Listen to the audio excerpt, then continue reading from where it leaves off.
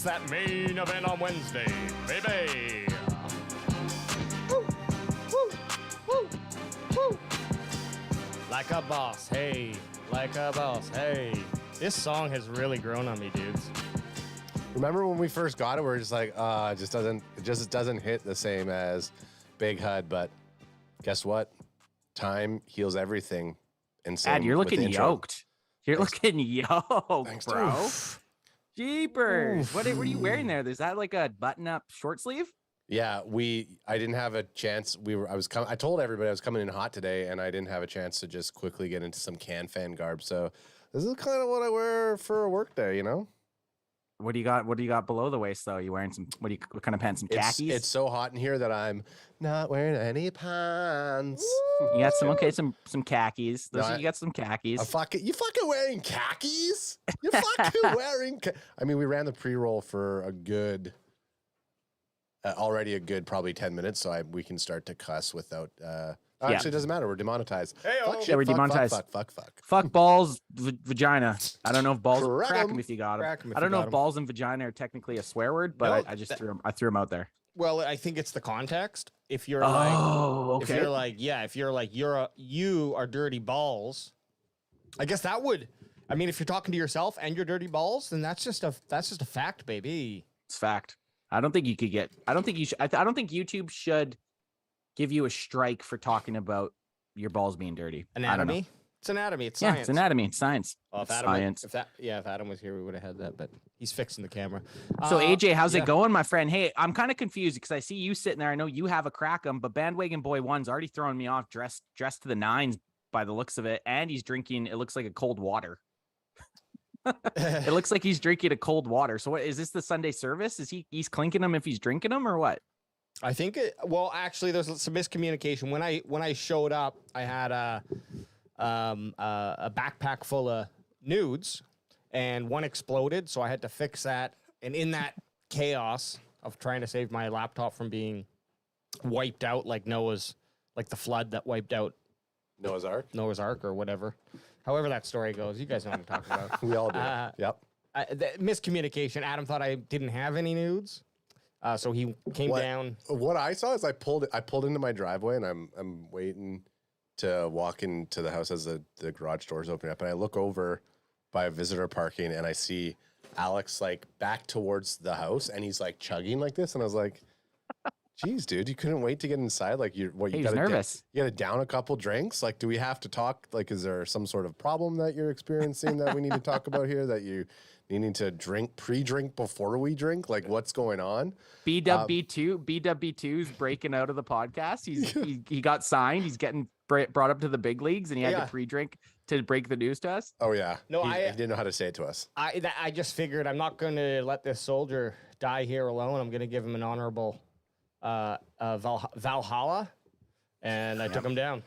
Hey, speaking of soldiers, hey, July 4th yesterday for our American counterparts. Happy 4th of July to everyone in the States who was, I imagine, barbecuing and drinking quite a bit. I was thinking about this morning. How many people do you think woke up in the ICU because of firework injuries today?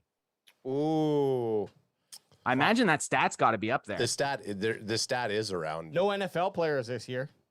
That's no, good news. Luckily. I mean, that'd be shitty because everyone wants to have a good time. We know the fireworks that we end up. Sorry, EJ's talking about erroneous. The fireworks that we have up in Canada aren't anything compared to what the Americans are rocking. Americans are basically those M80s and shit that they have down south. They'll blow your hand off quite easily. Oh yeah. Yeah, I don't even know if we can buy fireworks in Canada. Yeah, you can, but legally. just I don't think it's like actually it's not legal. And then the ones that you do get, they're just they're like sparklers. Put them on a cake. Put them on a cake and get that firework away from me. What are you trying to blow up the house? It's a sparkler. Chill out. It's like I thought you'd get crazy. I did as I was to call back to Adam's doom scrolling comment. As I was doom scroll, I don't even know what it is. But I still don't know it. I like it. We could Google Google what it is, but anyways, go ahead. Sorry, Alex. Yeah, as I was doom scrolling, I heard this cool little story about July 4th and George Washington. I think it's kind of like he's my kind of dude for this reason. I don't know. He probably has some bad qualities too, but this is why I like him. 4th of July folklore. So when George Washington was fighting the Brits, they had this kind of rule at the time, not between that war, but just generally, like, you wouldn't shoot the captains. They'd be on the horse, and then the captains were kind of like, I don't know, you don't shoot him with this honorable thing. Mind you, the Brits here are walking around in a forest in big red fucking outfits with a what white idiots. X. Like, that aside, so George Washington went, and I believe he was working with some Native American tribes at the time as well. This is folklore, so who knows? I could get a lot of this wrong. But Allegedly, you got this he all was from you got all this from one tweet. not a tweet, a story. Okay. Don't know which platform it was on, but what he did is he told them, "Hey, we ain't playing that. You fucking take the dudes out on the horses first." So that's what they did, and then the fucking peons didn't know. No captain, no one controlling calling the shots. They didn't know what to do. Oh, where are we going? What should we do? Come hide under this rock with me. And then boosh, baby. Are you sure that was George Washington or was that Mel Gibson in The Patriot? I mean, that's a what's the guilty difference? pleasure movie. I love watching The Patriot. Tell me the difference. They both had great hair. Okay, welcome to the Cowboys Fan podcast. We are trailing off. We know it's the Sahara Desert of Cowboys news. And like EJ Savage said in the comments prior to us going live, us content creators, we're grasping for air right now. We're trying to find some Cowboys content to talk about prior to getting us to camp. And we're going to give it a good go today. I think with us already trailing off for a solid 5 minutes, I think we could put a solid 2 hours in tonight, boys. What do you think? I think so. Oh, fuck yeah. I'm ready. Any and all times when we're talking, we could go all night long.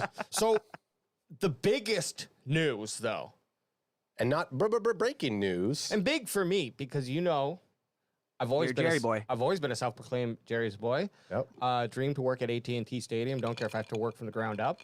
It's his ritual that every year that we do our great Canadian American Thanksgiving road trip, Alex acquires another AT&T hat. Excited to see what type of hat you acquire this year. Kind of jealous that he has a thing going right now. AJ has a legit.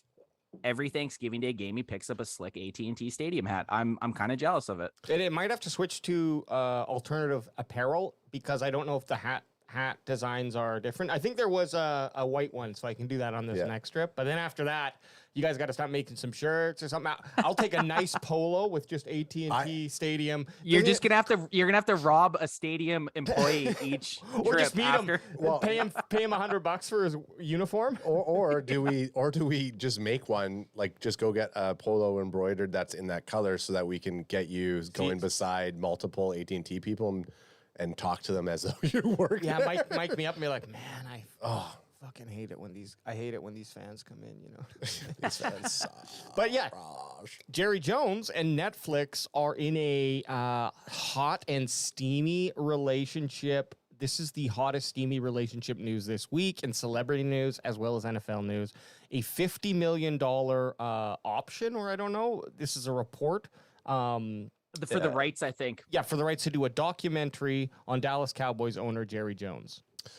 Are you bringing that? 10-part series, 10-part docu-series. 10-part docu-series. Now, this is a negative review one, and I actually kind of wanted to go over this one because I'm stoked about this news, and I think you guys are too. Yeah. But I want to see. I would say we're Jerry boys. I'd say we're all Jerry boys. Oh yeah. I mean, look, more time to that's what we're looking at here is another 10 hours of content for us to devour. I mean, I'm down for it. We can do that's 10-hour-long podcasts we can do because we can do either watch review or we're doing each episode the we after can show. review. We're doing the after shows. So we love it. We absolutely love it. We love it if HBO is going to do Dallas Cowboys Hard Knocks. We like if Netflix is going to do anything Dallas Cowboys, and we love it even more if it's to do with Jerry Jones because it's going to be so polarizing that people are either going to love it or hate it, and we're going to talk about it. So bring it on. Oh, and this is let's save it for the episode, but they're going to dive into that historical photograph. And definitely. Jerry's definitely going to. What episode do they drop that at? Episode 3? I no, because I think later on when it it's came up in his life. 10 parts.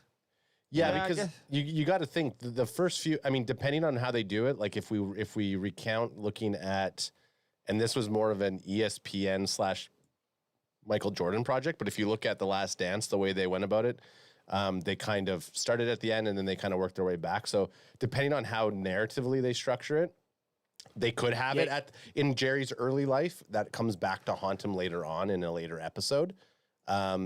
So yeah, most Netflix documentaries and not to get into it yet, but most Netflix Netflix documentaries follow a specific type of formula for how it's shot, how it's released. Like just in general, the documentaries are kind of the same flow. Okay. Yeah. I mean, yeah, they're shot in a specific. So yeah, to go why you're excited about it because it's 10 hours of Jerry Jones, but also I'm excited because Netflix sets a certain standard for how their docuseries are supposed to be on display. I don't know if anybody watched the Arnold documentary series. Stallone has one coming out.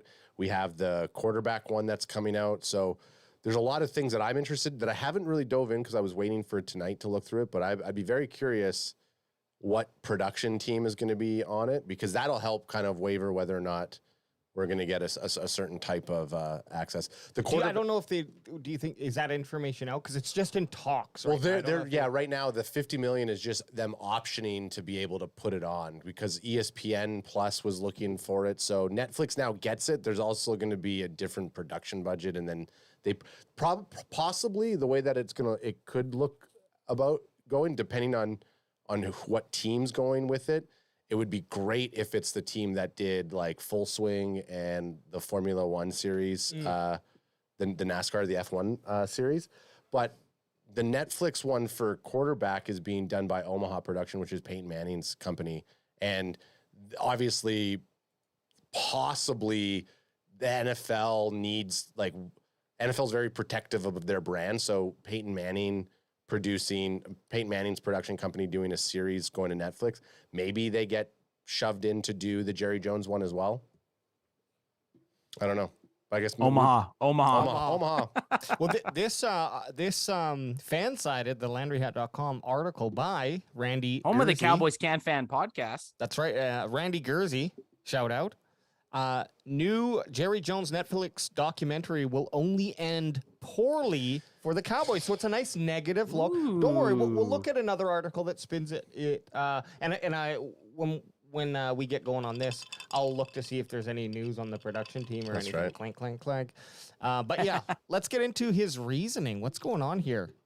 I'm intrigued. Yeah, come on, Randy. I'm What's going intrigued on? too. I'm confused how it could be a negative. Obviously, well, I'll say this. I posted about this yesterday on the Instagram at Cowboys Can Fan on Instagram, and we said make a name for it, drop a name for it in the comments. Which AJ's one, which was Salt Bay Jerry's World. Yeah. Or Welcome to Jerry's World. Jerry's World. Which I thought was fucking hilarious. But a lot of people had a very negative response to that, like how I ruined the Cowboys and all this other stuff. And so a lot of people do have a very negative outlook on Jerry Jones. So it's interesting to see, because like we've said, we're Jerry boys. It's interesting to see that opposite viewpoint. Everyone hates me, but they all want to be me. An interesting take here, and I know we're going to dive into the article, but right now, just because our boy R2, a.k.a. Rolando Jones, he goes, Cowboys Can Fan, do you think Jerry's going to put Jimmy in the Ring of Honor this year just for the doc series for more views? Go Cowboys, America's team. And then EJ Savage says, Rolando, I doubt this series will be dropping this season. It won't be dropping the season, but if they do go into production mid-season to like this gets, they get approval, they go through footage.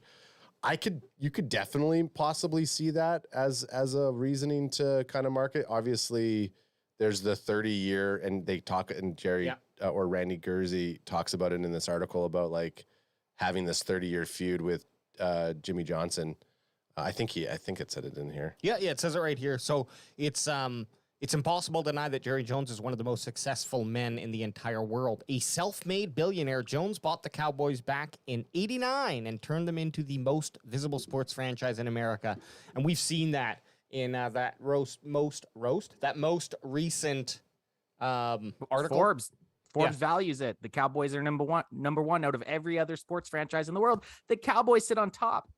with most valuation. So yeah, he definitely got them for whatever he got them for, and now they are worth a buttload. Well, here's what's so interesting about it, doing a 10-part series. I believe that they would go into production on it this year, because if, like, this tells me one thing, the Cowboys absolutely believe that they have the team to win the Super Bowl this year. So Jerry Jones is putting in to production documentation of like this season. So the all access that this crew would possibly get to film during the season, they're putting the bet that now is the time to capture that lightning in a bottle on film. So if you have if you have a production team that's with you going through this stuff as it's happening for them to win the Super Bowl, there's just a lot of stuff that it's like, okay, this could be a once in a lifetime thing. Now, the chance that if we don't go to the Super Bowl and they're still filming it, they still have a series that they could produce, and possibly they carry it over to next season as well. But it only makes sense that they're probably like, you know, Batson's probably saying to him, Dad, now is the time to go in and get your story told on the season that we all believe is going to lead to a Super Bowl victory. And okay, but you have a positive outlook on this. Let's get back to this negative outlook and see what Garzi, was that what Randy Garzi has to say about how, like, the opposite side, because we're all stoked for it. Obviously, it'd be awesome if they could catch lightning in the bottle, like Ad said, but let's see the negatives that he thinks are going to happen with the Cowboys because of this docu-series. So his two big points, I'll just summarize quickly. Of course, Adam brought it up. The Jimmy Johnson feud has not been great, especially considering the lack of Super Bowls after him. You know, that third one could be argued that was still Jimmy Johnson's team. That's how I look at it. But hey, I'm not here to fight. When you look at it on paper, they did win a Super Bowl without Jimmy Johnson. But the other not so endearing quality is Jones possesses a lack of self-awareness. And what he really points down to is he thinks that the world isn't soaking in Jerry Jones's greatness, but we're waiting to laugh at the next time he says something ridiculous like glory holes. It's Jerry Jones. He's an old man. Yeah. He's old. He's 80. And it is true. Like, part of why I love Jerry Jones is because he's an old guy that will just say something kind of random. And, but I do like all understanding of the hatred towards billionaires or successful businessmen aside, I do have a huge respect for guys, and I understand the way that they are and why they act how that way, or what. Ellen is another example because that's a female. So it's not just like this male thing necessarily, but males have it a lot. But Ellen also had that same thing where it's like, I run my ship how I run my ship, and if you don't like it, get the fuck off. Right. There's not a lot of movement for like, oh, well, how do you want to do this? And sometimes that doesn't pay off and the person looks like an idiot. But when you end up with the most rich franchise in sports history to date, I mean, is there an argument against how you captain your ship? Yeah. You know, it's really hard. I mean, of course, there probably could have been some better decisions, but in terms of just business prowess, the man basically has all the arguments to say this is how I should have acted.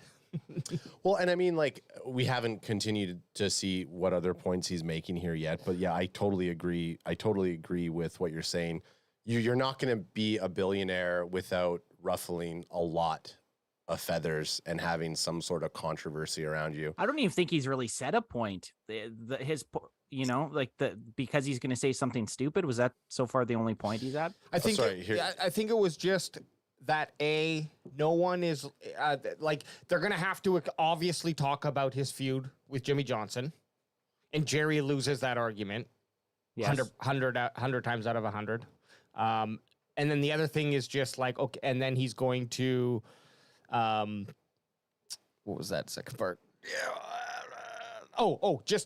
Is he going to goof up and say something fucking silly? That's what I mean. Those are very good. Those are pretty bad reasons that the docuseries is going to end up poorly, in my mind. To me, to me, those are the reasons I'm kind of interested. Yeah, so totally. He goes into it right here. So this is the slug line that he goes, the Dallas Cowboys and the journey of Jerry Jones, the club's owner, president, and general manager, in saving and transforming the franchise, leading a historic set of players and coaches to 3 NFL titles in the 1990s, and searing his imprint into the global sports business landscape forever. So that right there is like the slug line for what the series synopsis is going to be. Okay, so the only way it ends up bad for him is if he tries to portray it like it was him. Yes. Or if it's portrayed like it was him, that was the reasoning for the 1990 turnaround, which granted, he did buy the team. He did hire Jimmy Johnson. So he did have a big part in those 3 Super Bowl wins. Yes. But yes, every Cowboys fan knows, and like Alex had said earlier, that those teams were Jimmy Johnson teams. And the whole reason that they had the falling out was because those guys both had egos. But everyone already knows that. It's not gonna change our mind of what we think about Jerry Jones by that. I will tell you this right now: if Jimmy Johnson, so the one thing that was so great about The Last Dance is that it didn't. I mean, as much as people can complain about some aspects, they still interviewed players that weren't necessarily talking totally great about Michael Jordan. So Michael Jordan came off a certain way. I think they still massaged it so he didn't look like the complete asshole that he is. Yeah. And again, kind of going back to what Jerry Jones is like, you're not going to be someone like Michael Jordan without playing at a certain level and saying to people, if you want to be on this team, you got to play up to my level. I'm not playing down to your level. Yeah. Jerry Jones is kind of a typical, like, you know, he's a narcissistic billionaire, as everybody sees. It'll be a failure of a documentary if they don't have Jimmy Johnson interviewed on it. It'll be poor if they don't dig into there's some of the controversy like that photo or some of the other things that make him the polarizing person that he is. The problem, needed both sides big time. Yeah, exactly. And I think having a 10-part series, well, like there's no, in my mind, that's a lot of time. Well, that's a lot. 10. I thought 10 episodes was kind of overkill.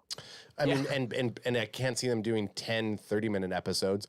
I don't think or see Netflix acquiring something like this if it doesn't dive into some of that stuff. And I think Jerry Jones would, I don't know. I feel like they have to go into it. There's too much money at stake. I could not see Netflix or anybody spending $50 million on something that is just going to be a propaganda piece for Jerry Jones. Yeah. No, but at the same time, there's going to be a middle ground, like you just said about The Last Dance. There will be a middle ground. Jerry's no dummy, and I believe that he's opened up a little bit more about these things, and perhaps this is like a way for him to feel like, well, at least I'm getting paid to now tell my story, and that might, or my side, or whatever the fuck they might get into, and that might make it a little bit more open. 100% though, if we see any sort of smoke on the horizon about Jimmy Johnson getting into the ring, the Cowboys Ring of Honor now or this year, it's more than likely, I'm going to bet that it would be due to the Netflix thing and just wanted to be like, when the documentary gets released, that 30 years feels like it's moot because, well, he's in the Ring of Honor now. I mean, you look at it and it's like, okay, so is this the interesting again, kind of going back to when I was like, okay, well, maybe the Cowboys absolutely firmly believe that this is the year, which again, we could say every year is the Cowboys year, but does this say to us that Jerry is trying to put together a swan song for himself? Is he going to step aside as owner, president, GM after this docuseries goes out? Like, what's the ending? But again, talking about Jerry being death is the ending. Talking about Jerry being a master marketer, this could, and he's about his legacy. This thing. Okay, well, you're swinging into the positive stuff. Let's swing into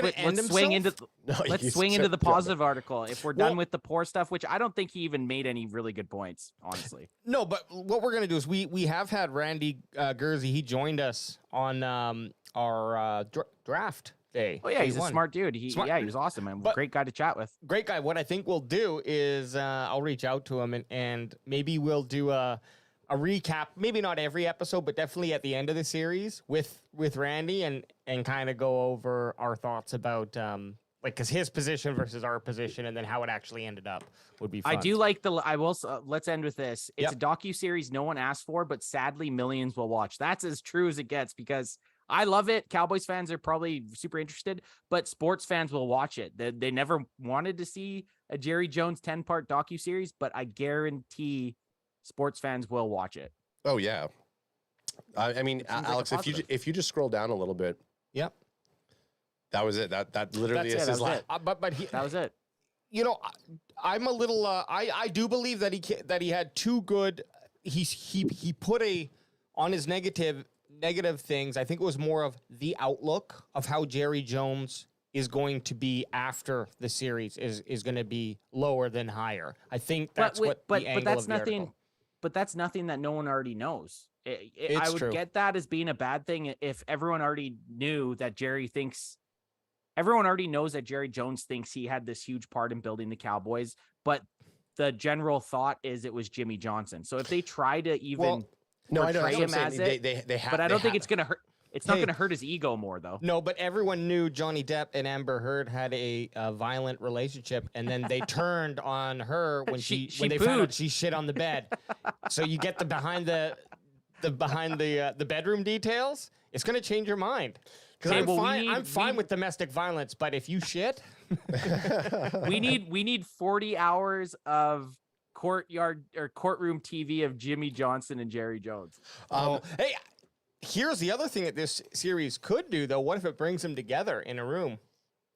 All right, boys, you can either take up the guns or you guys can take up the swords beside you, or you make can have a out. conversation here. But I think that this is the interesting possibilities, and we can switch to our positive outlook now.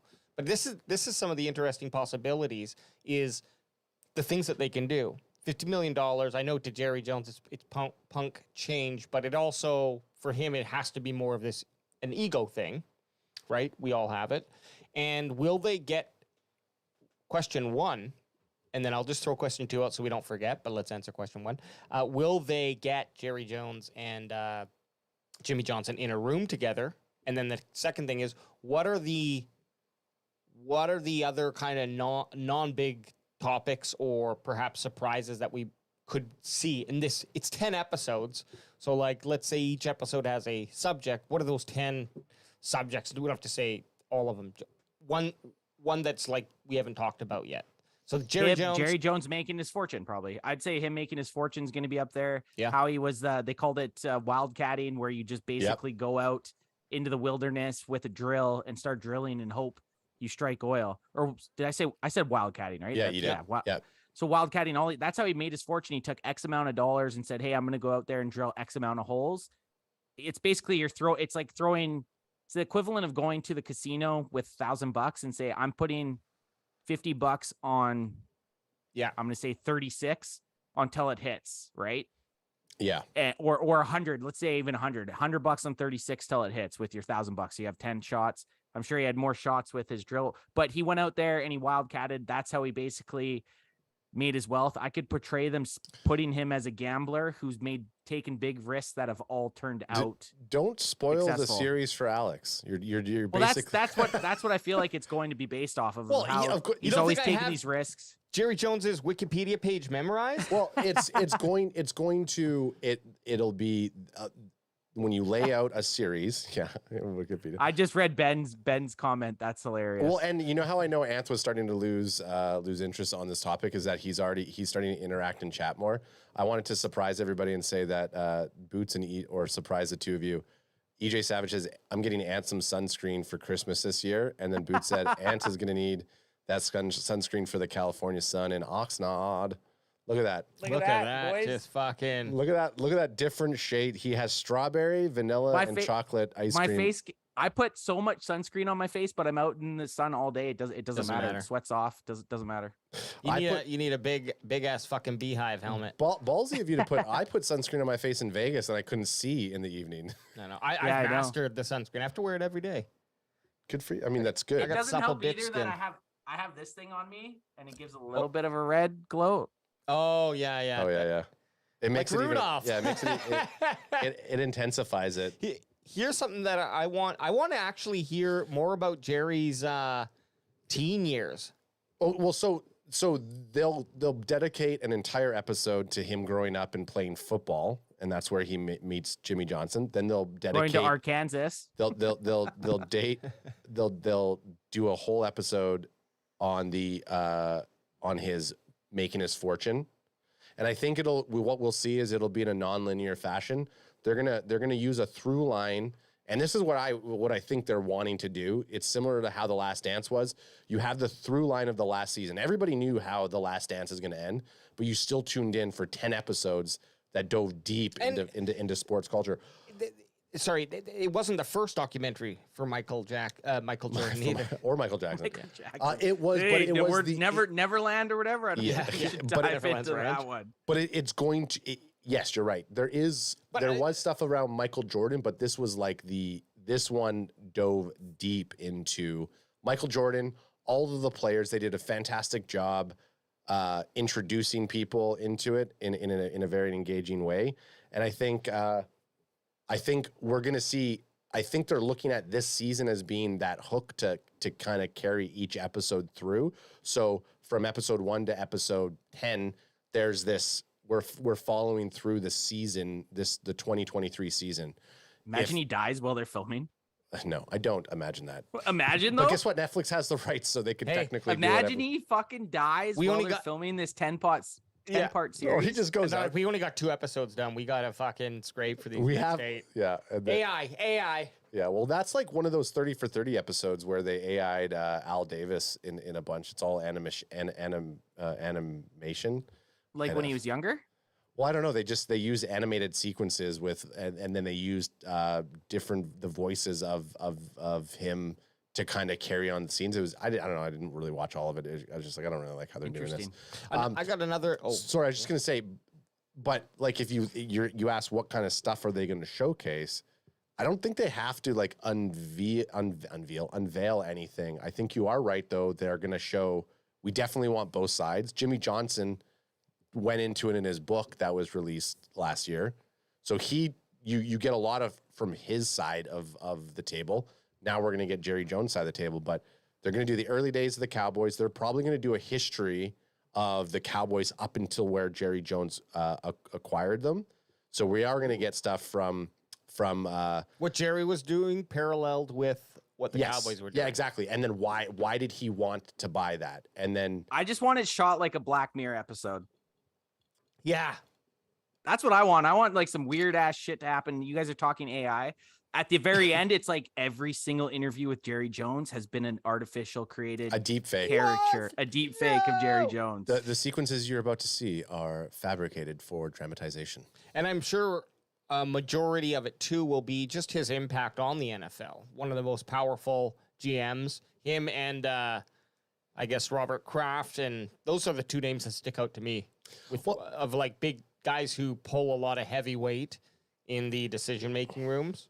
Well, over the last 20 years. You get one billionaire doing something, and then all of them are gonna be like, hey, you know what, I want a series. Like it's like we get an Arnold documentary, and then Stallone's like, come on. Well, guaranteed you're getting 2 documentaries on the billionaires that went down with the Seagate or Ocean Gate. You're getting those. That's coming. Oh Like, yeah. You're getting documentaries on those guys. Other than that, realistically, what other billionaire do you really want your video? Oh, okay, you basically sewered everyone you've ever been around to become a rich guy. Yep. That's pretty much what it is. Here's It's like Alex. It's like Alex about to leave the podcast to become a billionaire. He was about to sink Adam and I to leave. Here's a this might answer some questions for you.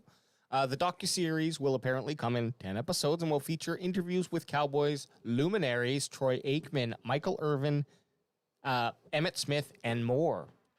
Ooh, so we're going to get some interviews. And then the Jones Project reportedly also includes never-before-seen footage. So they're talking about this as if it's in production, or perhaps they've even been making it and then came to him with the idea. Okay, so that's what it looks like. Well, there you go. So if the last line here, the series will be produced by NFL Films in partnership with Hollywood-based Skydance Sports, could end up drawing comparisons to the wildly successful The Last Dance and the Michael Jordan production.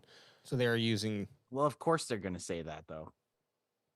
But no, this line, it says the Jones project reportedly also includes. So it's already in production. Well, That's what it looks like. it would make sense. Like if I was going to sell them on it, I'd just say fuck it. Let's put some hours into just building out.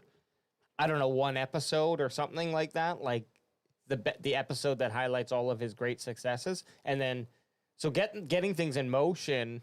Because what do they really need from him is just footage. If there's anything that he has in his locker. NFL Films has fucking hours and hours of footage on the Cowboys. All of the stuff that they've done over the years.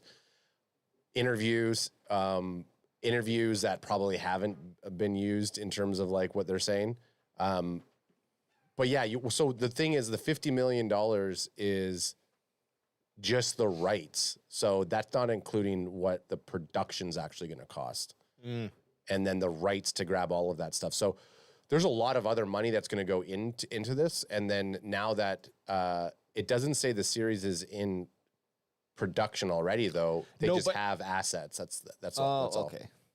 All. Oh, okay. I see. That makes sense. Well, anyways, they've. I guess my point is Netflix seems to have done production work for this already, even if it's just collecting. Content. So what happens is Netflix, so a production company like NFL Films is a production company, Skydance Sports is a production company. They'll pitch something to Netflix. Netflix wants to be involved. Crack 'em if you got 'em in an original Netflix series. They're like, we want to see your ass. Yeah, you're a bot. The Michael Jordan one was already. Michael Jordan owned all of that footage. Both cheeks. We don't just want a right or left cheek. We want to see both cheeks. We want to see crack. You might even have to spread it to give us b-hole. You might. We might have to get deep in there. All right. Here's a quick little hot take. Calling it now. The Netflix crew will be at the training camp, and the CanFan crew gets interviewed as part of how the international. The Are Cowboys you fucking shitting me? I would die. Yeah. If they asked me about Jerry, I would just lie. We'd pulse everywhere. I'd lie. Alex would lie about being a 20-year employee at AT&T Stadium just because he's gonna have that hat on. And the other thing, where else do you get these, huh? You think you just buy these at a souvenir store? our boy R2 also said this a couple times. Cowboys camp fan. I remember when Tom Landry was cleaning out his office when he got fired, and I think he was playing golf when he heard it. That is correct. And then Jerry and Jimmy went to Tom Landry's favorite restaurant to celebrate them buying, and everyone thought that was a big dig. But yes, again, kind of going with that's an alpha move. That's a stance. You're standing on his favorite restaurant. What would have been more alpha if Jerry Jones bought that and closed it down? Yep. Or he bought it and called Jerry Boys. But at the time when Jones bought the early days of the Cowboys, like they were basically threading the needle of being bankrupt. They sucked, but threading the needle of being bankrupt. Like he bought a dying franchise. Did he buy? Oh no. Sorry, it was the NFL at the time when he bought it. But the NFL was not America's game. It was baseball. Baseball still was. Yeah. I would say, and this is the thing with Jerry Jones, and because Alex just touched on it, Jerry has a very, very firm hand in the reasoning why football is as big as it is. And you could love or hate the guy, but he had a huge footprint in making the NFL what it is today, with being able to bring in outside sponsors, with being able to bring in so many eyes and so much money into it, and take it for what it is. But you can't hate him for that. No, and the game itself in a vacuum doesn't require anyone but skilled players to make it exciting, but it wasn't getting any sort of recognition. Also, I think the improvement... It's getting no revenue. And the improvement in the capabilities of the network to produce something a little bit more high quality, right? Like baseball, pitch, hit,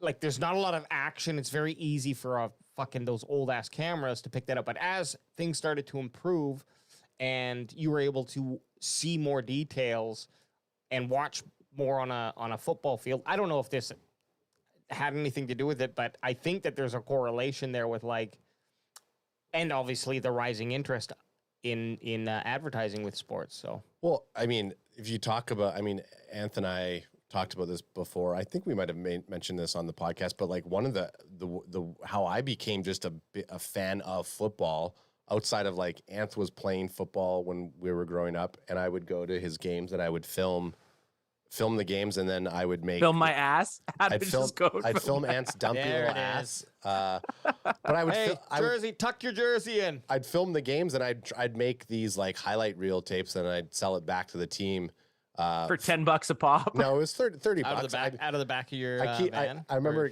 when I talk with Mom about it, and it's like she's like, "Oh, you made good money." It's like, well, yeah. I mean, You at the basically time, were like labor, like such cheap labor. Oh, it was crazy. It was crazy. But I mean, hey, talk about I would film every game. I would make these tapes. I would create highlights of offense, defense, bloopers, special teams, etc. Do specialized intros, and then the team would, and then we would show it at their end of the year thing, and then people would take orders, and then I would duplicate tapes, and I'd sell it to them. I even got to the point where I'd make specialized tapes for people for extra cash or like posters. But like, so that was. Did you ever take sexual favors from any of the parents? Yeah. No, well, Boots is saying I was only fans before it was cool. But what I was going to get at the during that time, I was also when I was the job I was working at like in the America. It's called Best Buy, and I would be watching on high definition was just new. We finally got these. This is back in the day, dating myself. We got these PVR boxes, and NFL Films would play these like Barry Sanders or Walter Payton specials, Ray Lewis, and the way that it was shot from NFL Films, the slow motion, and it was very cinematic. It was like I PVR'd all of them, and then I would burn them onto discs so that I could watch them.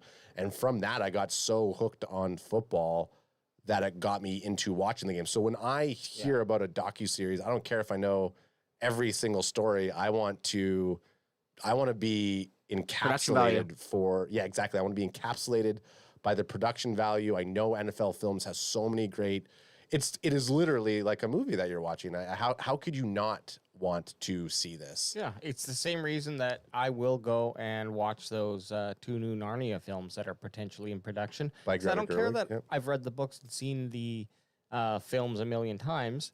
I know the outcome of the story. I'm still going to watch it. Yeah, exactly.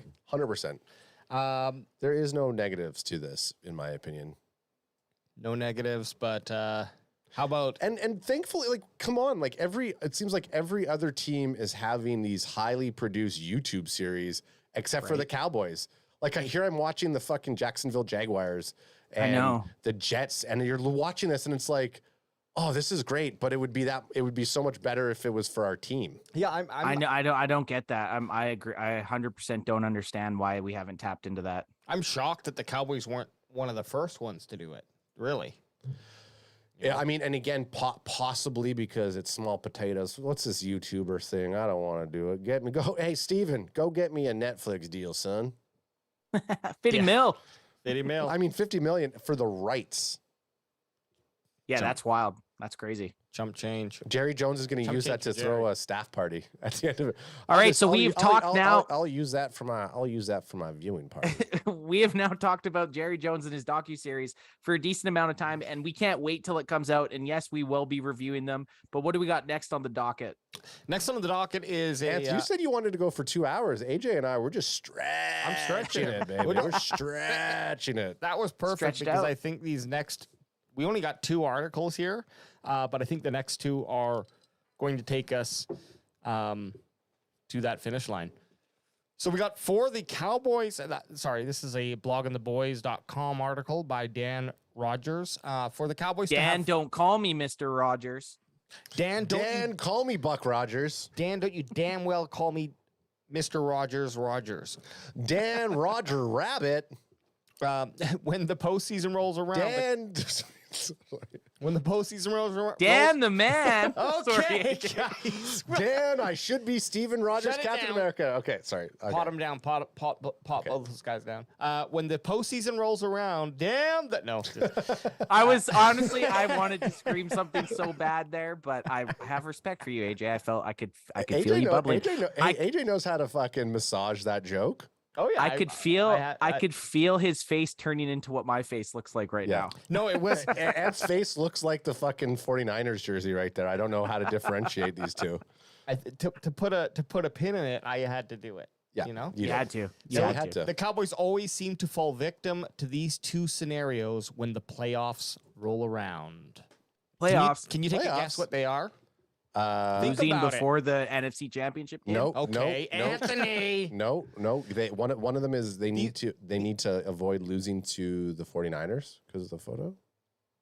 For the Okay, Cowboys good to have guess. playoff success, they need to avoid these two pitfalls. Well, the last two seasons, their losses to the 49ers, they had zero offense. So I'm trying to think a little bit. Okay, warm. Ooh. Something like that. Like they need to have Warmer. an offensive game. Like they need to score 30 points. Or I don't know. That's Okay. my guess. Yeah, no, Anth is on the right track. Shall we just jump into it, or did you want to adjust? No, I was just gonna call out. EJ made a nice funny Yeah.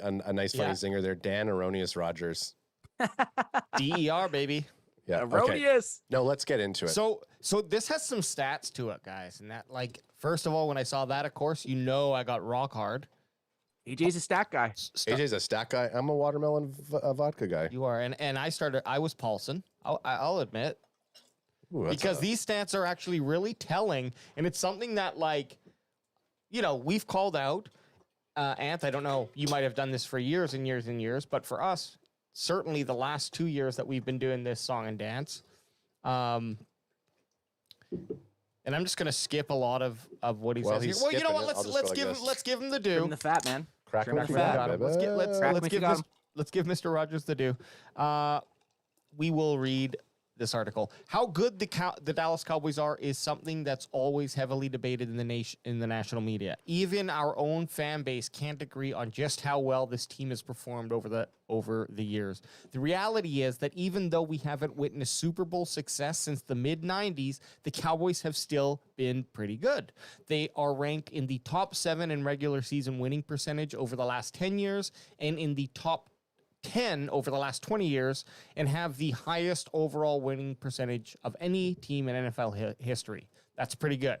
So they do have success, even if the narrative is they don't win games. Yeah, I think like the stats are, and to be fair, I don't know that many people who I've talked with, they don't really argue that the Cowboys do well in the regular season. It's always they suck in the playoffs. Yeah. Playoffs. Or some sort of argument. So I don't know that that's a really for the naysayers out there, and I'm not saying that's a negative, but that typically is not the tip of the sword of the argument. The knock on the Cowboys Yeah, isn't that they haven't won games. exactly. Unfortunately, regular season success just doesn't provide the same fulfillment as those wonderful victories that spill over into the new calendar year. He's talking about playoffs. Playoffs. As great as great as things have been at times, playoff success hasn't followed them since their 90s dominance. The Cowboys have played in 8 playoff games over the last 10 years, and they've only won 3 of them. Ooh, Making tough. things even more heartbreaking is that all 5 of those losses have been by just 1 score. It's like a dry heave. Like, when you dry heave, you're done puking and you have couldn't even nothing left finish in your it. gut. Yeah. I couldn't even finish it. Oh, that's tough. He does finish up by saying, by 1 score, where the team has had a shot to come back at the end but couldn't get it Oh done. my So it's not like gosh. they lost by 1 score.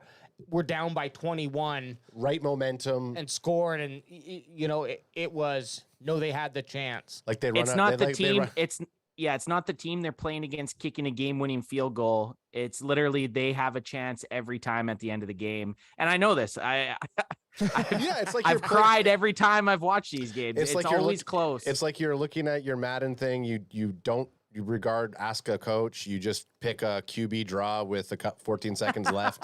Yep. Situations like that. Hey, you know what we should do? We should put Zeke in at center. Hey, guys, got an Brilliant. idea. Ezekiel Elliott, number 21, center. And the linemen fucking off the field. Lineman. Yeah, every get lineman off the linemen. field. Don't need them. Get 8 wide receivers out there. Only co- Zeke on the line. And Cut we're that shit. we're gonna go to Kevontae Turpin, even though we have not gone to him all season long. Yeah. Yeah, wild play. Some say it's crazy. So before we get into those big holes, Some say it's wildcatting. Actually, let's just get into the big holes. While we have had some close games in Can recent... we zoom in on this shit? Oh, sorry. here? My bad. Oh, sorry. Yeah, I like to, when we start to like break off of what he's talking about, I like to bring it up our face, try to shoot it up. While we've had some close games in recent memory, some of them have required the Cowboys to pull themselves out of big deficits. Of the team's 8 playoff games over the last 10 years, half of them have consisted of games in which they have trailed by at least 13 points in the second half. So getting off to slow starts is tradition. And let's have a look at these games.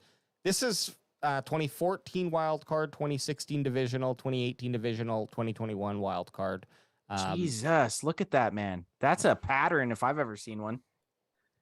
Okay, Wow, so for that our is audio insane. listeners, can you break down those stats that you're seeing there, Sure. AJ, since you're our Yeah, stat guy? well, I'm Go gonna ahead, jump in Anthony. here, AJ. So the thing that's happening and the pattern that I'm speaking of is since 2014 when we played the Detroit Lions, the Cowboys dropped down by 13. And then in 2016 in the divisional round, they were down by 15. The 2018 divisional against Los Angeles Rams, they were down by 15. And then the 2021 wild card against the San Francisco 49ers, they were down by 13. That's just crazy. Man, and what they're saying is this was down and to the right, it's the quarter, and they're either the late third or the early fourth. So it's going into basically the fourth quarter. That's what they're down by. The positive side of this is when you look at the outcomes, they improved probably by at least 9 points or so on average for each of those games. So they are able to score in that fourth quarter where they close the gap significantly sometimes, but it was too much of a deficit at times. Yeah, that's wild. The other wild thing here is that the only game, the one by 4 was Tony Romo, and the rest were Dakota. Yep. The only win was by Romo there. Yeah, But that's not every single game, right? Like No. Dak won against the Tampa Bay Buccaneers last year. He's also had a win against Seattle a few years ago. So this is just highlighting their point of view. Yeah, highlighting where the errors are and what we want to avoid. But this is a nice telling statement here. Whether it's being torched by Aaron Rodgers, an inability to stop the run, or slow starts by the offense, which I think we've called out multiple times, just in general. Even during the season. Yeah, exactly. The Cowboys have found themselves behind the 8 ball too many times. Yep. And they're not talking that sweet, sweet white powder from Colombia. They're not talking about that 8 ball that all the Cowboys hung around with at their White House. The It's the yayo. yayo. Just as you're going down here, quick little fun fact. Boots is already saying it. Rolando is asking, Cowboys fan, how old were you guys when the Cowboys won their last Super Bowl in 1995? LOL. Cheers. I cracked them back then. Go Cowboys. Boots was 12. AJ and I, we were 11, and Anth was a puny little 8. 8. Yeah. 8, yeah. Still dropping elbows on him in the backyard. And then Boots says Anth is staring at these stats like he's going to crack the Da Vinci Code. Do it, Anth. I think he's just, I think when you see it, Anth, it's kind of like shell shock. Isn't it? It is. That's the crazy thing about, and obviously this is where you kind of go back into those conversations with people being like, oh, the NFL is a simulation. So when you look at stats and like trends, it's like, well, yeah, this feels like there's some sort of like weird little outcome. It's very odd how things can line up in sports. It's called math, my friend. It's math. Are you an alien? Because The one is one in- universal language. The 1 and 0, son. It's binary. My dude. It's binary. Yeah. It's binary. Math is binary. If this, then that. Just like AJ. Hey, you guys are going to get us banned if you keep talking like that. Oh yeah. Well, hey, guess what? Maybe that's why we got demonetized. Yeah. Fuck you, dickhead. Fuck you, dickhead. No. The offense. We haven't said it yet this episode. Sorry. Fuck you, YouTube. Yeah. Well, you definitely can't say that because all of a sudden we're gonna our boys are gonna come in and they're gonna look for our weekly show and they're like, "Where's the Can Fan crew? They're off platform," and they'll be like, "Hey, we're on IG and TikTok. Find our live show on Rumble. we got banned from YouTube. No, We're gonna say it like that. YouTube. We're 54 minutes in. Anyone from YouTube who's listening to this has fallen asleep. Well, it's not. It's the YouTube bot that looks. Are you through not these allowed things. to say "fuck you, YouTube"? No, No, no, this you is can't. You free just said it speech, twice, baby. You just said it can. twice. Yes, you just can. You just said it twice. Yes, you can. You just said it twice. But fuck you, YouTube. But YouTube. having Adam defend you, I think that gives us a free pass. Yeah. But we just talked about this. The offense is sluggish out of the gate. It's a big pet peeve of mine because how can you come out so slow? Like, what the fuck is going on, right? Right. I get that. And again, going back to my minor lacrosse days, I get coming out of the gate and just have yourself feeling like maybe it takes a period or two to get into the game. And I hated those games because it's like, oh, by the time you're into it, the game's over and it sucks. But like, I don't know that it's a fair argument to say that can happen at a professional level. No, it's not. It's definitely not a fair argument. And the reason it's not, Go for it. at this point in their lives, these guys need to have that attitude where they're up for every game. And the reason that I don't like it, because you can't even blame it on coaching, because this is spanned over multiple coaches now. It's spanned over Jason Garrett and Mike McCarthy. So it's not, you can't even pinpoint it on a coaching staff. The only reason I'm not pinpointing on the Mike McCarthy coaching staff, and we've said this, I don't know how many podcasts, they are trending up. Their six playoffs, they're trending up. Every year they do a little bit better. So this is the year. This is their year to do better than the divisional round. If they don't do better than the divisional round, Hammer's got to get brought down, son. You know, I'm here for the long run. We're just looking what our boys are playing for, and we're comfortable playing this type of Texas offense, this Texas Coast offense, and you know, we're doing things differently out here now. That Mike, do you? Sorry, I was just eating my water burger. Yeah, do you like to mix your Texas Coast offense with a Texas toast breakfast? Yes, That's all I ever think about when I see this Texas Coast. All I'm thinking of is Texas toast, and all I think about is I don't know what Texas toast is, but I would love to try it. No, I think we went to a place. What was the chicken place that we went to? Crazy Raisins or something like that? Oh, Raising Cane's. Raising Cane's. And I think that was on the menu. I don't know if I got it, but it's a thick toast. Oh, yeah. Oh, Anyways, you're right. I think it was. Yeah. I think Texas toast was on that. It was. Maybe on that's there. why it's like embedded in my brain Possibly. also. Because every time I see that, I'm like, Oh, I could. Texas toast. I think I'd eat that. Man, I want some Raising Cane sauce right now. it's a good toast. EJ says exactly what I said in my video, Anth. I don't know Yeah. what video he's talking about. About how the Mike McCarthy era is just they're on the upswing, and until he peters out and doesn't make it further than he's already been, missed playoff and the postseason his first year, second year made the wild card, third year made the divisional, year 4 you got the best team you've had since you've been here. Let's get to that NFC Championship, baby. Now, okay, yes, absolutely. If Mike McCarthy takes the team as far as they went last year, yes, it's unsuccessful, but do you look at and say, well, Mike McCarthy's not the guy? Because he got him exactly where he got exactly where they got last year. Anything less is absolutely a failure. So the bar's been set. We have to make it second round and above. NFC Championship, we're gonna say it's a bust if you don't make it there. Like that's the set point. We need to get there, right? But That's it. Yep. If you go out first round playoffs, then then now it's like, okay, Mike McCarthy gone. I think Mike, if he takes them to second round, it's questionable whether or not you're going to get rid of them. It depends how they lose. It depends how they lose in the divisional. Yeah. It can't be another 19-12 loss to the San Francisco 49ers or anything like that. No. The other thing that as obviously a big portion of what these athletes do is a lot of it is mental, but you've already played so many big stake games in your career that type of pressure, is always going to be there, but you know how to handle it a certain way, because there's only a certain amount of players that make it in the NFL. If you're in the NFL, you've gone through a situation in your life where you've had to rise to the challenge to win. You know, a losing player is not going to make it into the NFL. All these players at one point in their career, college, high school, they've had those big games. So when you kind of get to the level of like, why do players come out starting slow, or why do teams come out starting slow? It is a lot of that mental. It still is that mental fatigue that you get. Hey, this is the big game. There's just no excuse.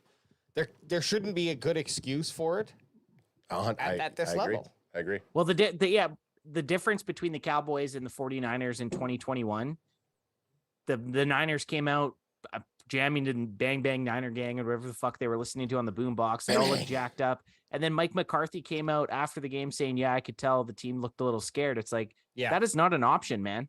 That is not an option. You need to get anyone that was scared to go into a wild card game. You're scared to go into a wild card game. Well, what are you going to do when you get to an NFC Championship game? Last year, the reason the loss to the Niners in the divisional round hurt so bad, I fully believed they were going to win that game. Yeah. I hadn't felt like that about any other postseason game in a long time. I was like, this is it. This is when they finally take that step. They shut down the national media. They shut up every Cowboys fan that isn't on board. I thought that was the year. And then they just did what the Cowboys seemed to do in the last 30 years in the postseason. So I hope this is finally the time we kind of hit that the crest of that hill and we kind of end up going above it instead of down. Above and beyond. We get the edge. We get the pulse. We're up and over. Yeah, and then you edge it a little more. The edge, and then you keep going. Don't stop. Every week that goes on, I just get more jacked up for the season, baby. Oh yeah, we're JO'd for the season. Well, shit, I got quite the next few weeks coming up, which I'm very excited about. It's going to help time pass. And with our trip, I'm heading out to Toronto to visit. When? Next weekend. Oh, nice. Yeah. For how long? Just Friday to Monday. It's weird. I didn't 6 months. John. I didn't get any type of vacation request from Alex in terms of him having to go. So I don't know. I approved it. I don't know who would have approved it. We're both just like, yeah, you're gonna be able to go. Like, did you clear it with Anth that you're allowed? I don't. Hey, I know we all have an equal vote. I'll convince one of you to vote for. How long are you going for that approval? Just 4 hey, days. I don't miss the Sunday service. I don't want to make this seem awkward, but I'm actually going to Toronto with him. Oh, wow. Oh, actually, we probably should say the next 2 Sunday services, if are closed. They could next week for sure. Yep. Next week for sure, but I think I could still roll through one. Yeah, absolutely. You know what? And I might even get 2 jelly, and I'll have to hop on. Right. So this upcoming Sunday's kaput, but the following one we're rolling. Yeah. So back to you just knocked down your drink. Oh, there you go. It's empty. That's why I didn't even feel it. The most slow motion reaction I've ever seen. It was like this. Well, because I didn't feel it. There was no liquid, no sound or anything. So I'm like, is he pulling a fucking prank on me? But he wasn't. Fast one. For you audio listeners, you're missing out on that dupe that Adam just pulled on me, but it wasn't. I just thought it was. Oh. So 70 pies. 70 pies. That's too many 70 pies. 70 paisans. Welcome. 75% of the playoff games that... Wait, let me just read While half of their playoff games over the last decade have consisted of big holes, 75% of them consist of instances where the offense hasn't scored more than 13 points by late in the third or entering the fourth quarter. And in a few instances, they've only scored 7 points. Yeah, I think the 7 points by the third is more alarming than 13, because I would have to go back and see how often teams have more than 13 points in the third to actually take that as a big stat or as a selling point. The 7 points in the third is alarming. 7. But the interesting thing before we drop down and look at those stats is, I agree, Ant. 13 points. That seems like you're on pace for 26, 31 points, you know? So yeah, the fourth quarter can be an explosion, a pulse. Let's be honest, it usually is. Like, there's usually a little bit more of a back and forth game in the fourth if it's going to happen. Or at least that's how I feel about it right now. And I'm not looking up fucking stats to find that out, okay? We're going pure Don't gut. do it. Don't do it. Keep it pure. So yeah, that doesn't seem so alarming. But if it was 21 points, you would know for sure that that's good. Oh, 21 points in the third. You're laughing. Yeah. Yeah. But it is the third. So that's what I mean. Like, I want at least a touchdown a quarter average. Yeah. Especially with the Cowboys knowing that they're going to keep teams to 21 points. So. We all just kind of paused there. We all just paused and contemplated. Yeah, because I was going to say, okay, so go ahead. I was going to say the slow start. So this is all offense driven. The defense, we can all agree, has gotten better every single year. Oh, yeah. Correct? Yeah. In the last 2 years. The In the last last 2 years. Yeah, yes. That's what, sorry. This article is definitely. My Cowboy knowledge starts when we all started the podcast. So when I say it's gotten better, it's because of the last 2 years. That's all. Just frame of reference. That's what I'm talking about. Yeah, this is Can Fan Folklore Can fan timeline. Yeah. But yeah, this is a complete analyzation of the offense, and it's just showcasing the offense needs to come to play too. It's not fair for the defense to have to deal with this, but this is really interesting. This slow start stats, Adam. I don't know. Do you want me to? You go through it. Yeah, Okay. you're the stats guy. Okay. I don't want any part in reading out stats. Or Anth, I can do it, but I just want to, before you Yep. get into anything, that I'll say this out Do of it. looking at this this table that we're looking at in these games that were won and lost. Out of those lists, 2 of the games were 100% lost by the defense. The 2006 divisional game was lost by the defense, and the 2008 divisional against the Los Angeles 2008 Rams. and 16 and 18 you're talking about. 16 and 18, those divisional rounds, those were lost by the defense. The defense could not stop a wet fart. And we got down by a bunch. The offense didn't start off hot, but the defense gave up 21 points against the Green Bay Packers early in the second. So I get that this is offensive driven, but the defense also did not show up at all for those couple games. No, fair point, but it is calling out the slow start. Oh, definitely. Yeah, and so just imagine, Ant, if in those games the Cowboys would have scored, I don't know, 14 in the first. Yeah. Yes, 14 in that. Completely different games. Yeah, because when you look at what they lost by, now they did lost by 3. Sorry, 2016 lost by 3 divisional, and then they lost by 8 in the 2018 divisional. So And the 2018 divisional against the Rams, we had no business against that team. The Rams were the better team, but the Packers game, the Cowboys should have won that game. Well, and I think kind of going Crack 'em if you got 'em, baby. Crack Wednesday 'em if night you got 'em. main event.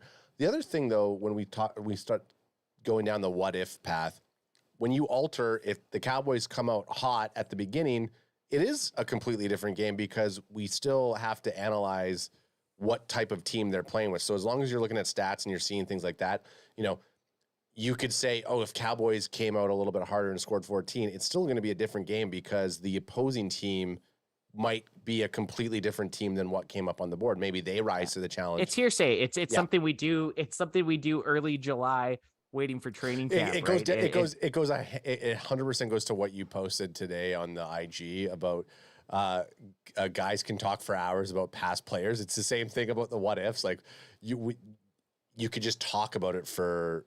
Definitely. yeah, So sorry. that meme was awesome. For Shizzy. That meme was awesome, by the way. But I think basically what this summarizes, and let us do due diligence and wrap this up, this article up with his own words here. So again, the Cowboys did get it together in a couple of those games as both Tony Romo and Dak Prescott worked some fourth quarter magic to persevere. Sorry, but why does this team keep putting themselves in tough spots? That's the problem, right? Yep. The good news is the Cowboys didn't fall into big holes in last year's playoffs. In fact, they created one Playoffs. for playoffs for Tampa Bay when Dallas had a 24-0 lead until the last play of the third quarter. So that was great. But then, hey, we turn it right around here when we're talking about the divisional round against loss to San Francisco.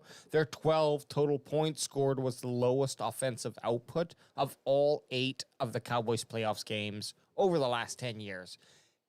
Can I get a hell? I can't. no? I still can't. I can't go back and think about it. And so if someone told me the 49ers scored 19 points prior to that game And won. I'm almost saying the Cowboys blow them out. Yeah. Is what I'm thinking in my head. 19 points is what they scored and we lost to them. That was a real ball buster. That was a kick in the gut for sure. Kicking the loins, man. And that's about it. He just kind of brings up those points. I think, definitely still a defense first team. Has it been that way for the last 2 years, and did we just officially title it this year? Is that fair to say?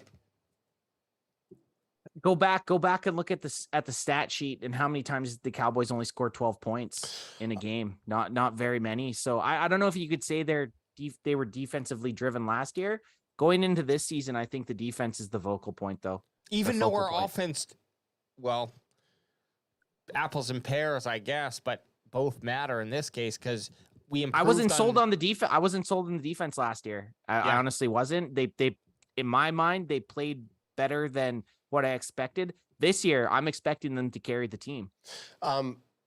Interesting. An interesting point on that, the San Francisco 49ers, not an interesting point. I'm just going to bring up content that EJ is saying. Hey. He goes, I don't know. The Niners had the best defense in the league last year. This is going to your point about if someone told you the Niners had 19 points.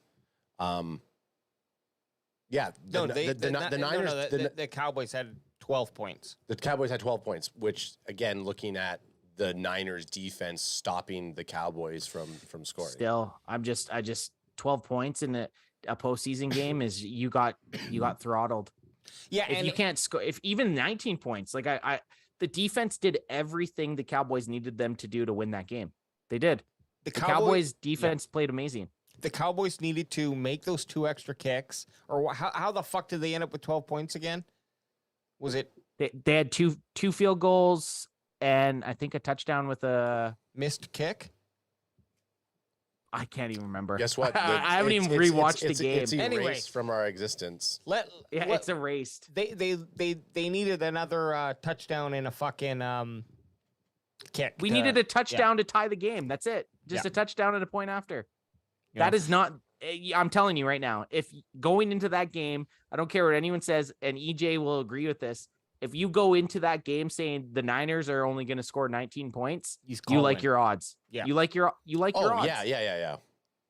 It's a fucking postseason game. It's a 1st to 20 type. So EJ saying, I just felt like we had a lack of weapons entering that game and everyone knew it. I mean, they also left points on the field with a red zone interception and then gave San Francisco an interception in our territory. So yeah, I mean, like anything that could go wrong for your offense went wrong. All the way up until Zeke getting steamrolled. Well, and no end then. TP20 broken leg. And TP20 going down. But again, TP20 obviously was it's not the catalyst of why they lost. No, it was a big mark on it. Did he spill on his computer? Did AJ spill on his computer again? That one was full. You are not having a good night with alcohol and technology. I know, and coming into the place, I mean, I'm fucked. Yeah. In terms of just we know you were chugging, you were shotgunning fucking drinks pre-show. No. I mean, either it's the Lord himself or it's just fucking the world that's just fucking with me right now. They want your technology. It's a black. If you spill another one, I might die from laughter. This is a Black Mirror episode.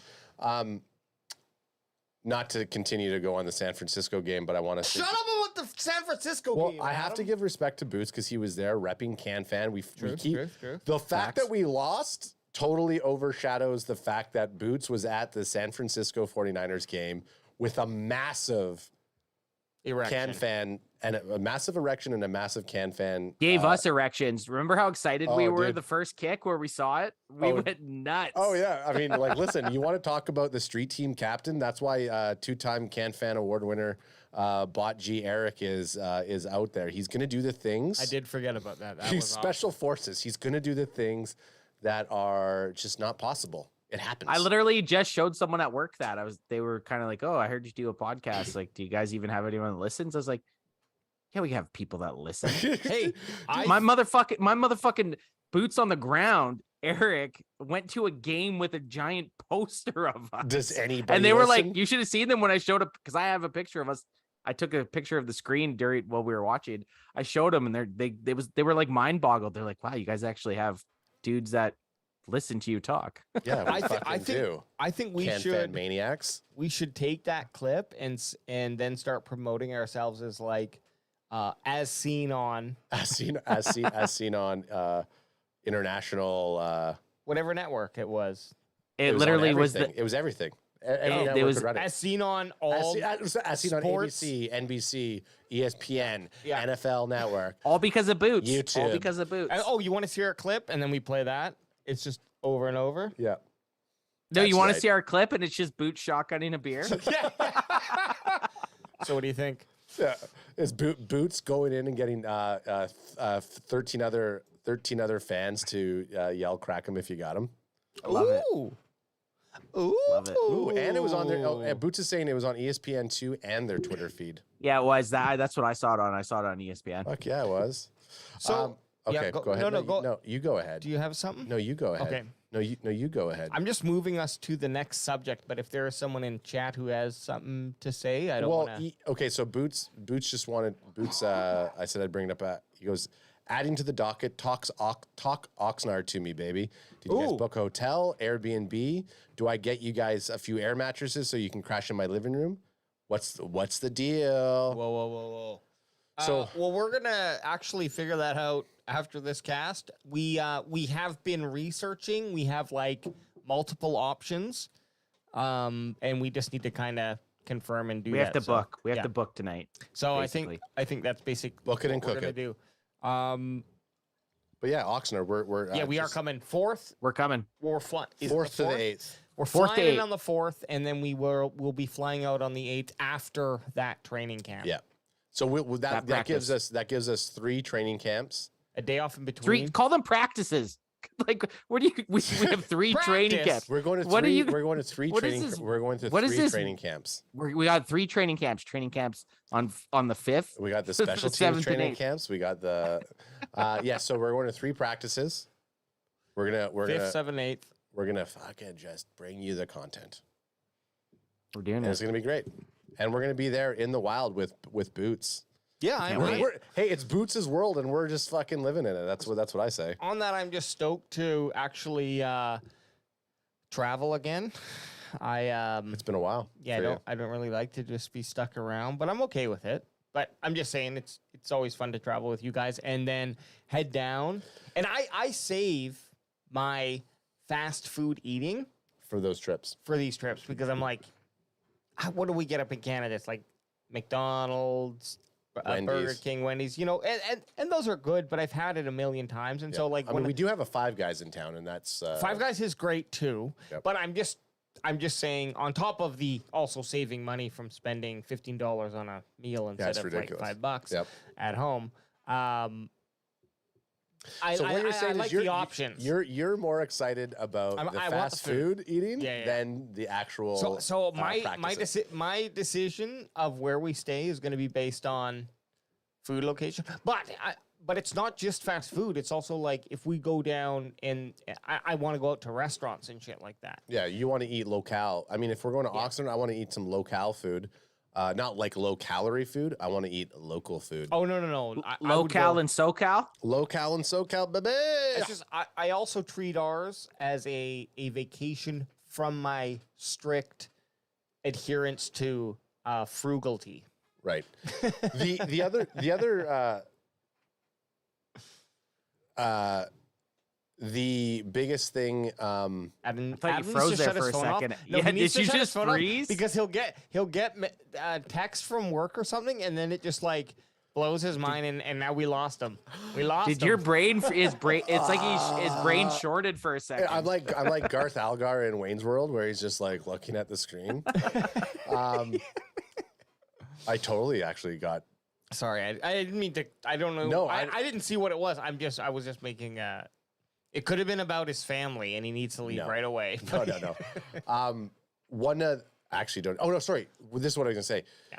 The exciting thing about, like, basically, season doesn't start on season opener for CanFan. Season starts on August 4th when we're flying in for training camp, and from that we're going to be at those 3 practice days. So we're filming a lot of content, and then we're coming back, and then we're going to be at the second week preseason game where they're going to be in Seattle. So we'll be live on the scene in Seattle, which I think is the most The Pacific Northwest. PNW, baby. It's technically week 3 of preseason because they have that shitty little fucking one. I think it's the Browns and someone else who play technically on week 1. For most teams, the Hall of Fame game, it doesn't barely count. Like it's the Hall of Fame game, and then it kind of goes into preseason. So it'll be week 2. It'll be week 2. But it is the true week 2. But if you look at the NFL schedule, they call it week 3. So so we're not confused, it's the Seattle Seahawks game. But what's going to be cool about that, I always think, is traditionally, actually, it's almost always been the second game, and when they had the 4 game preseason, the third game as well. But now it's 100% the second game where they will really be testing. We'll be able to see all of the players Dress rehearsal. It's a nice dress rehearsal. We're possibly not going to see all the tricks and the trades of the Texas toast offense. Oh, that Texas toast. Oh, I hope they're serving Texas toast at the PNW. PNW I really Texas hope. toast, baby. I really hope. The other thing in training camp that I'm really excited to do is meet up with people who we've talked with online or connected with, and win some new fans over. Fucking get some. If we can get some more crack 'em if you got 'ems from some players, that's gonna make the intro real. Yeah, some crack 'em, some. Oh, I didn't realize you were this short. Comments. Again, the exciting thing is we're less than a month away from it feeling like season has begun. We're gonna be doing our classic live stream watch parties even during preseason because we did that last year. This year, it feels like it's going to mean that much more because we're the way that we covered the draft, and then we're going to be down there. It's fluid, though. We're very fluid. We have ideas that we're going to implement, but this is still always a work in progress. I'm not countering what you're saying. I'm agreeing with you. It's like, you're adding on to it. I'm adding on. What's the last article we got going on here? There it is. Listen. We're trying to stretch this to 2 hours. No, we have one more article. We'll Listen, get to 2 hours. It's 1 hour. We're at 1 hour and 22 minutes, and you're trying to rush us along. Read the room. I count to 120, and if we haven't said anything about the Dallas Cowboys in 120 seconds, I interject. But look at this. Talking about the Dallas Cowboys. Look at this, guys. Look at this. What do you think of that? I like it. This is actually, I don't know if it's an AI photo or just a perfect photo. This is the thing. You can't tell anymore with this fucking new technology. I like the photo either way. Dono and Clark. Dono fucking Dub. That's my Dono boy. and Clark sounds like a great cop team. That's my jers. Oh, let's get Dono those and are Clark some on it. both those. AJ, if you get a Dono Dub jers, I'll get a DC jersey, baby. Fucking A, dude. Yes. Well, I'll get a DC jersey. Then I'm gonna go a not so bland. I like it. Yeah, not so bland's a great pick. Yeah. Yeah, I'm gonna do that. 6, 33, and 26. What random numbers, but great numbers. Fucking all defense. Or sorry, Bland isn't 26. Bland is 20. No, Bland went. Oh no, he's 26. Who He is took 26. Who took 0 again? No one has it yet. No one has it yet. Oh, they haven't made it official. It No, went no. to Jerron Kerr said he was having it, but he's not. So he's not. Oh, yeah. No one after knows. No one knows. after he saw the price tag of how much it would cost him to go to that, he's probably like, Yeah. you know what, I'll pass. we want to see Overshone with it, man. He was Agent Zero. I almost said Agent Orange. Agent Orange. That's Whoa, one. hey, Agent whoa. Orange one time. He was Agent Zero in Texas. I would like to see Overshone get Zero, to be honest. Me too. Me too. Okay. And he wouldn't have to pay shit. Yeah, You know? no pain. Here's the thing. This is DallasCowboys.com, and they're doing a 20 questions Okay. of, I guess, the top questions that Cowboys Nation asks. You know, and we can include ourselves in that. I don't mind at all. I don't mind whatsoever. Well, I honestly think we just steal their questions and then go throw it ourselves. We don't even look at their No, response. we're not even gonna look. No, I just want to take their questions and then we'll answer. They've added another one, and we'll work backwards. So there's 7 of them. Some of them we've already talked about, so we'll go through pretty damn quickly. But this new one is really fun, and I had a peek before anyone else. So, Adam, if you want to extend that screen, I'll bring it up. And for you audio listeners who are wondering what's Alex talking about extending, well, you need to come to youtube.com/@CowboysCanFan and or just Google and YouTube it Cowboys Can Fan, like Canadian fan. Like- And if you go we to will pop up. CowboysCanFan.com, it links you directly to our OnlyFans, where you can see Adam and Alex naked kissing.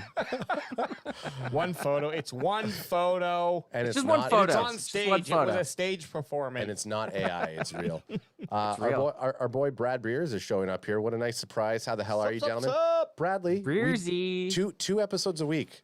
This Crack 'em should if you not, got 'em, this should Breers. not be a surprise to you, but thanks for showing up. No, thanks Crack for him if you got him. And also, Crack them if you got them. I think we're going to get into the most fun of the night. We've actually done pretty damn. I didn't expect us to expect 50 minutes on Jerry Jones. Let me love tell you that. I expected 50 minutes. of I Jerry. expected. I expected 75 minutes. To Yeah. be honest.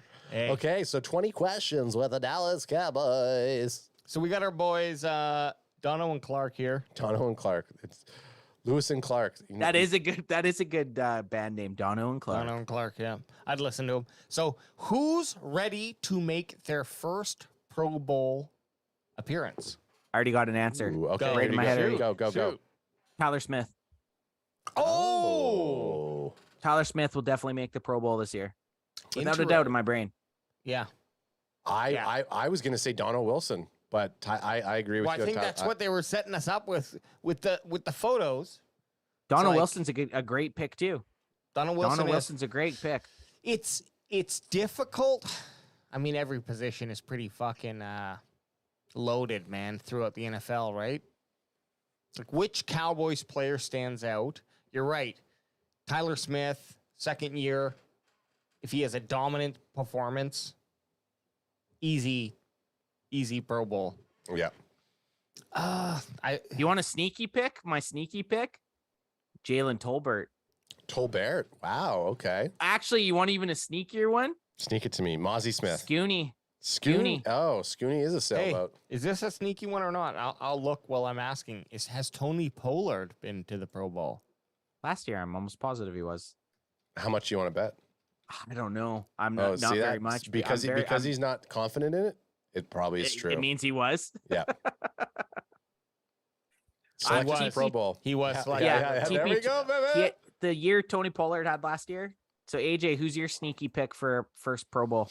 Man, you guys took some good ones. Well, EJ's going to take another one from you. His sneaky pick is Osa Odigizua. Ooh, I like that one. That is a good pick. Osa's on a high, like the Mike McCarthy trend up. Osa's on that same trend up. Hey, man, I mean, It's better every year. we've said him already in our conversation tonight. I'm saying not so bland. Wow, I Not like so it. bland. Pro Bowl You know, appearance. give him That is give that's him a good an pick. opportunity. If the man has 7 fucking interceptions and just plays good, that's a candidate. Yep. That's a candidate. So we got What Dono. about- We got Tyler. What about Deuce Vaughn? Deuce is AJ almost spilled his. For coaching or something like that. Absolutely. I don't know how the kid is on the sidelines. So what do we got? We got AJ with not so bland. Who was your pick? I said Dono. Dono Wilson, but that's a great because pick. you said Tyler Smith. No, Dono I think Dono's a great pick. He probably could have made it last year.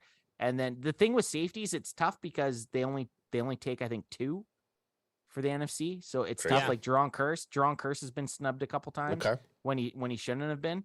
So it is tough for a safety to make the Pro Bowl. But yeah, I like Dono Dub. That's a great pick.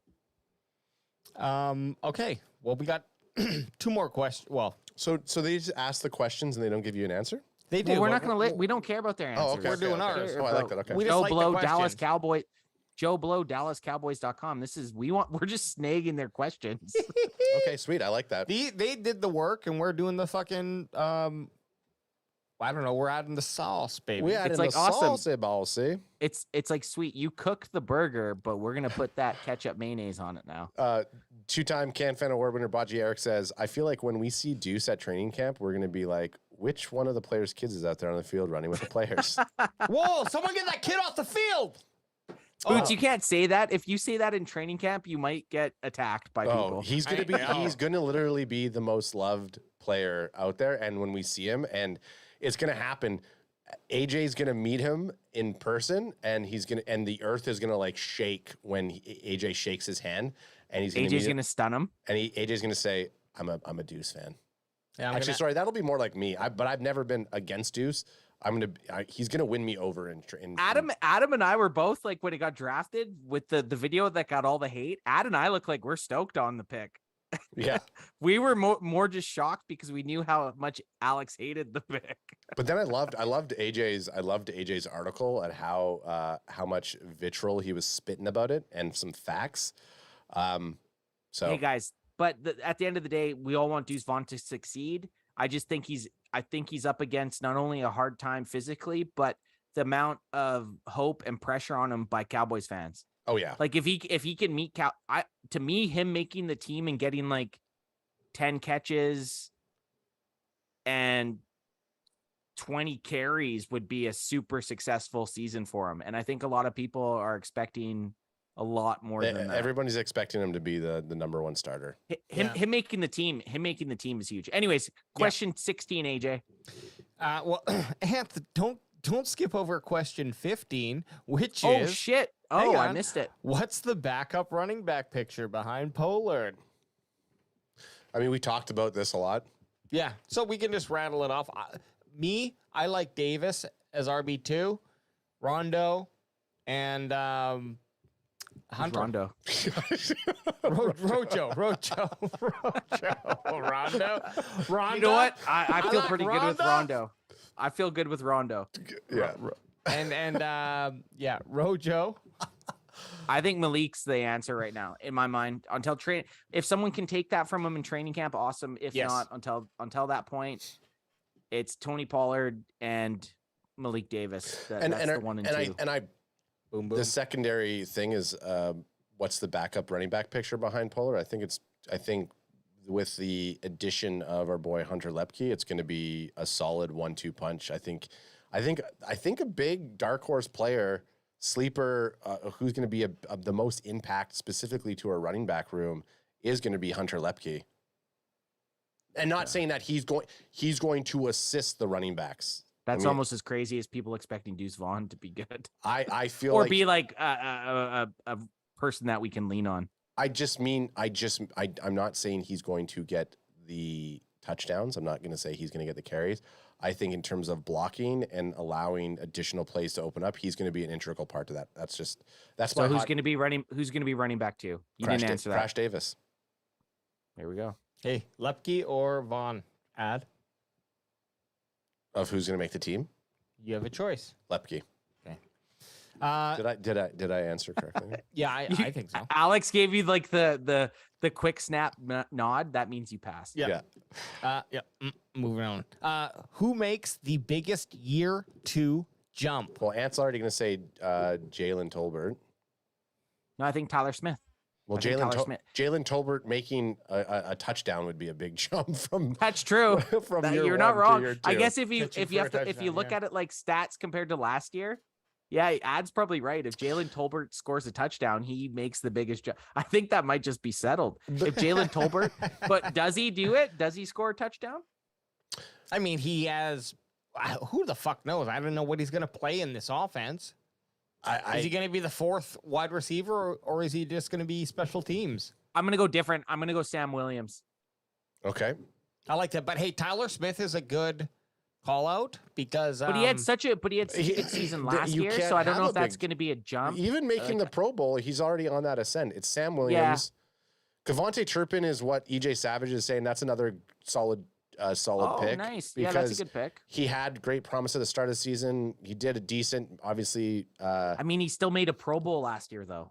So again, now we look at that. What would make that the biggest jump? Him getting some offensive snaps, A couple touchdowns, some touchdowns, kick returns, and then offensive snaps. Yeah. I think the Jalen Tolbert one might be the best call because he literally did nothing last year.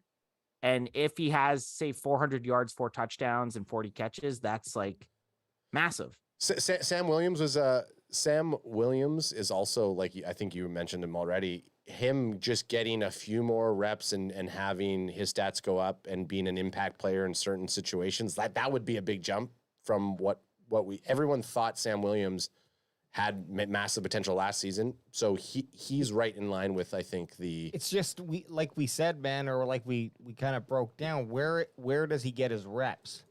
Guys, Damone Clark's in line to start this year. You're just saying that because his picture's there. No, but it's the truth. Is he third year? Second. Second. This is his second year. Damone Yeah. Clark's a second-year starter. He has a very good chance of Damn, I taking think a massive jump. I think Clark. My money's I'd put it on Clark. Okay, now. so Clark, not so bland. Turpin Williams, and Sam Williams, like those are kind of maybe the 4 candidates. Hey, Tolby. let them all battle for it. Let's hope this is an argument. Yeah. 7, 8, 9, 10 games into the year that we have to be like, I don't know. I think this second year is doing better. That's the best case scenario. We hope all of those guys take massive jumps, and hopefully this is hopefully it's not a clear cut one dude. Hopefully there's a battle between 4 of them, and not arguing the opposite. Absolutely. Yeah. right? All right. Working backwards. The next question: how starting lineup shakes out at LB? Ooh. Give me your LBs for the kickoff. Sorry, here's a quick question that EJ has regarding the last one, which I think we mentioned the name. Whoa. Yeah. Are we sleeping on retcon. Are we sleeping on Matt? Well, let's go. Maybe. Yep. Okay. I definitely.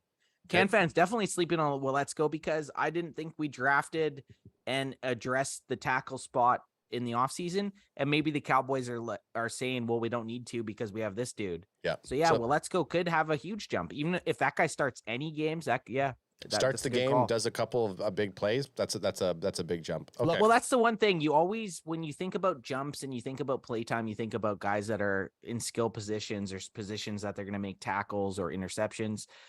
But a guy that's just going to get out there and block for your quarterback and have a successful year, he could take a huge jump. Well, no matter where he plays, as long as he keeps his big ass fucking bird span arm in when he's making his power moves, then he's going to be okay. But the second he tries to fucking push against a, big ass NFL lineman, they're just going to rip that arm out of his socket. Too much torque, man. Too much torque. Actually, sorry. Now I have to stay on this because it's a hot topic issue now. What about Fergalicious? Like Fergie could be that big jump as well. Like if he's taking the Delta shots, we're all. I mean, we know someone on our team here is a big Scooney fan. Where Anth already talked about Scooney possibly being the biggest surprise, but yeah, Fergalicious could have a massive jump in year 2. He definitely could. There's and that's one spot that you're going to get the opportunity. Yeah. The only thing that makes me a bit nervous is sometimes you're going to push your second round pick at a certain spot. It's not like Sam Williams is coming in and playing against Micah Parsons and DeMarcus Lawrence, like 2 guys that are clearly better than him. Schoonmaker's getting drafted, and he measurable wise measured up better than Fergie did in the draft process, right? So I'm just the Fergie thing. But the snaps are going to be going around, but he definitely he's going to have the opportunity to, and it's a good call. Okay. Hey, he may be the type of guy who performs a lot better when he's drunk. No, when he has that like competition that needs that like he feel because he's an underdog guy. If us taking rises to the top. if us taking Schoonmaker in the second makes Fergie a round one talent and pushes him to the top, it's a great pick. If Fergie's keeping Schoonmaker off the field because Fergie's a true number one tight end, it's a good pick. So I'm all for it. What role do we expect for Oh wait, we didn't do the how we starting didn't- lineup shakes out at linebacker. Yeah. Okay, do that one. Okay, how 17? How starting lineup shakes out for linebacker? I think we have to exclude Micah out of this conversation. In my mind, Micah's up. He's on playing one. up. So we're gonna have him playing up in a 4-3 technically, but who are the three guys in the linebacker position? Last year the Cowboys with Micah, who was slotted as a linebacker, they basically take Micah out of the equation and they pretty much started two linebackers for most of the games. Leighton Vander Esch and Anthony Barr. Those were predominantly the starters. Anthony Barr's gone now. Yep. You got to fill his spot. So my starting linebackers with that type of thought process are Leighton Vander Esch. Then I'm going to go with Damone Clark and Micah Parsons. Those are your three linebackers that are starting, right? Behind Damone Clark, you have to give the guy that's been there for a few years, Jabby Cox, and then Overshown. Unless Overshown can overtake Jabby Cox in preseason and training camp, I think the pecking order is Micah, Leighton, Damone, Jabby, Overshown. I agree. I think Overshown probably has the most pressure in order to perform coming in. But then again, like you said, well, I don't think you said it, but we're all thinking it. He's a first-year player. So I think Jabby Cox had. Yeah. Yeah, I agree. If Jabby Cox slips, he's got another. So he's already been surpassed by Damone Clark. Yep. They took Jabby Cox in 2021 as a fourth-round linebacker. Got hurt, kind of got out of it. The next year they take Damone Clark in the fifth. This year they take Damone Overshown in the third. So they're pretty much telling Jabril Cox, show up or fuck off. Like this is his last year to either make it or break it. Either change your name or get the fuck off this team. Jabby Cox has it in him to be good, man. He does. So our linebacking room looks good, and the competition, whoever comes out of those, our top three starting linebackers, whoever they decide's the best, they're going to be good. Are we skipping number? I mean, we don't need to contest. I agree with your lineup that you said there. Are we skipping number 18? We beat this one harder than Alex on a Friday night. Okay, just one word answer, each of us. What role do we expect for Deuce? Third down back. Bench. Yep. Third down back. I agree with Anth. Bench. Okay, bench, third down back. Okay. So two third down back. So that technically we're now needing to make a shirt that says third down back. Third down back. Hey, undrafted rookie to make biggest 2023 impact. We'll let Ad lead out with this. Undrafted rookie to make the biggest 2023 impact. I already said his name. He's my fucking dark horse of the season. Our boy that at the end of the year, we're going to say, thank you, Hunter Lepke, for helping our running back. Lupin Lepke? Lupin Lepke. Oh, and EJ Savage. That's what Ad is. EJ Savage also agrees with me. I don't hate it. I think it's a great pick. There's a couple of pretty good wide receivers, but wide receiver is going to be a tougher spot to make on the team. Again, he's been drafted for a specific reason. He's going to, I mean, again, he could, it just makes the most sense that they're going to throw him in there. And I honestly think some of those fucking tight ends need to be on guard for this fucking hybrid player. We have a Micah hybrid player on defense. Well, our boy Hunter Lepke is going to be that hybrid on offense. Again, I don't hate it. I'm not saying he's a safe pick. I think it's a safe pick. I want that unsung hero who's going to fucking get dirty. So to me, saying HL being the biggest impact as an undrafted rookie makes more sense than you saying he's going to be our number 2 running back. I Being never an said he was going to undrafted- be a number 2 running back. Being an undrafted rookie to even make the team and start a game or do anything in a game, you're going to be the most successful one. So I think HL definitely. That's 19. This number 19 pick here. I was Like just you go ahead, but I don't know if you're going to train. Shoot. Okay, so I think I have an answer. I also think it's not going to be like a quick start. I think what's going to happen is we're going to see some reps with him in preseason. He's going to have a couple plays, but there is going to be something that happens where he's going to get integrated into the offense a lot more. He's going to make a big play and he's going to earn his spot. It's not like, okay, we're drafting this kid to be our answer to everything. I do think that it's going to be a prove it scenario and it's going to work. And then they're just going to start to click and fire on that. You know what I'm stoked about? Yeah. I'm so stoked for the Seattle game, the preseason game when we go to watch, because like say Hunter Lepke scores a touchdown or Deuce Vaughn scores a touchdown or Overshown gets an interception. We're so fully fucking invested in this team now that it's going to be just as good. We're going to be going just as crazy. That's why that's why like the idea of going to a preseason game wasn't even, I mean, we would have, if it was in Seattle, regardless, we would have done it anyways, but like, it feels like a regular season game. It does.